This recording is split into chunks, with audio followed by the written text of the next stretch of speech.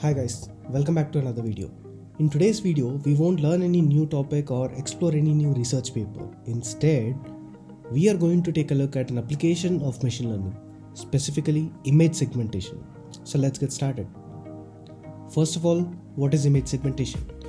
Well, it's a type of ML model that can identify partitions in an image. If you look here, you can see that the area in the image where we have a car has been colored differently.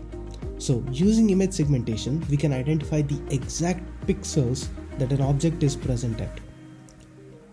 There are many applications of this as well.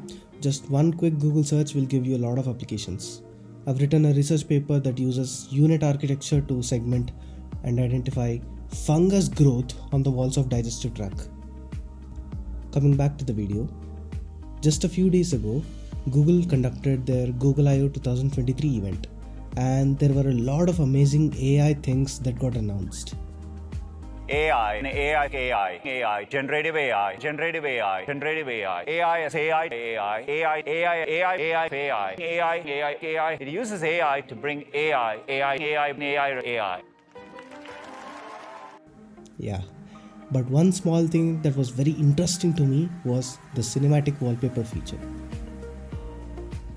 So, I tried to recreate this in Python, but then I thought, first let's recreate iOS style lock screen and then get into the Android. In iOS 16, we have an option to take the subject of an image and put it in the foreground on top of the clock. This is such a simple application of image segmentation. Just take the image, separate the subject, put the clock text, and then add the subject on top. Simple. But this simple feature has completely changed the way we interact with our lock screens on iPhones.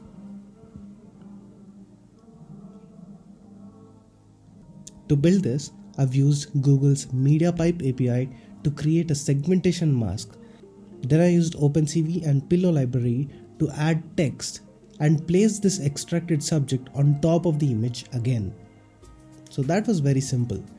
But Google's cinematic wallpaper has a few other steps involved.